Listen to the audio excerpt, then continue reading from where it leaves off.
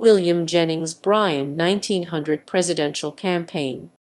1900 United States presidential election took place after an economic recovery from the Panic of 1893, as well as after the Spanish-American War, with the economy, foreign policy, and imperialism being the main issues of the campaign. Ultimately, the incumbent U.S. President William McKinley ended up defeating the anti-imperialist William Jennings Bryan and thus won a second four-year term in office. The nomination fight.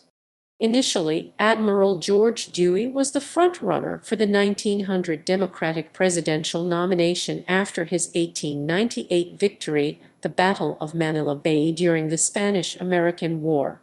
However, the fact that he married a Catholic widow and gave her a house that grateful citizens had donated to him, as well as his lack of knowledge about the role and power of the U.S. presidency. Dewey said that the U.S. president merely executed the laws that the U.S. Congress passed caused support for Dewey's candidacy to crumble. With the implosion of Dewey's candidacy, 1896 Democratic presidential nominee and former Congressman William Jennings Bryan became the front-runner for the 1900 Democratic presidential nomination. Even though various prominent Democrats tried to convince Bryan to drop his support of free silver due to the fact that, unlike in the 1896 election, the economy was recovering and in good shape at this point in time, Bryan refused and threatened to run as an independent if the Democrats didn't adopt a pro-free silver plank.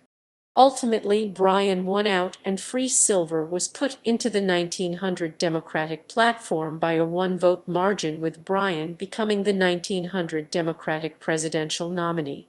In addition, the Democrats criticized the Republicans for their imperialism, for the Philippine-American War, and for the proliferation of trusts.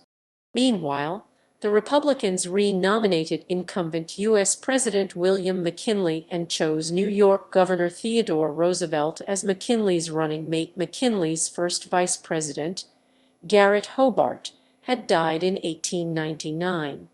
Campaign.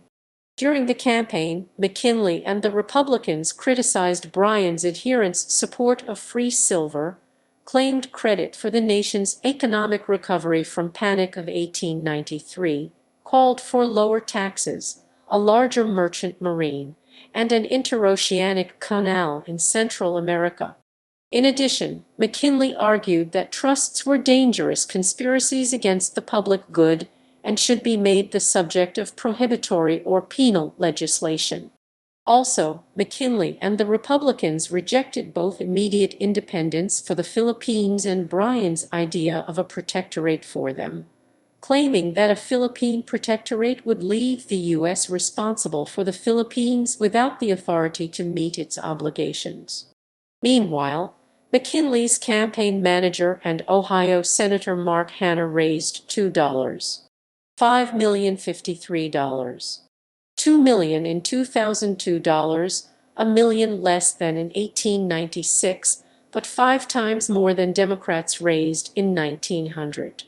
In addition, the Hanna-led Republican National Committee distributed 125 million pieces of campaign literature, including McKinley's letter of acceptance translated into German, Polish, and other languages.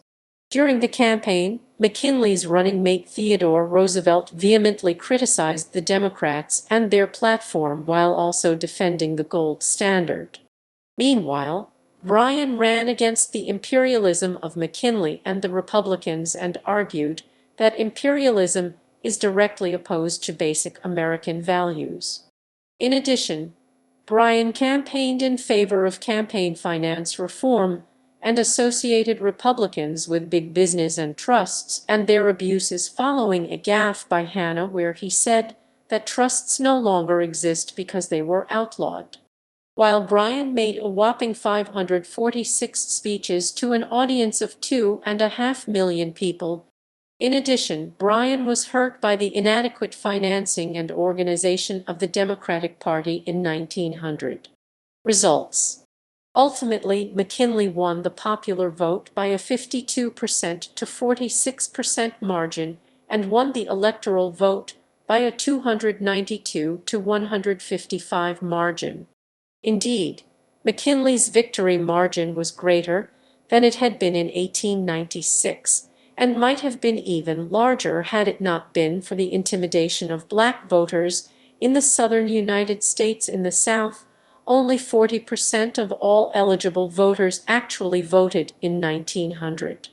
In addition, Republicans picked up 2 seats in the U.S. Senate and 11 seats in the U.S. House of Representatives in 1900.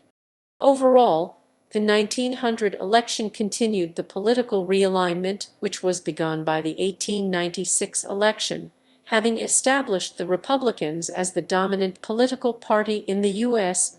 till the 1920s. References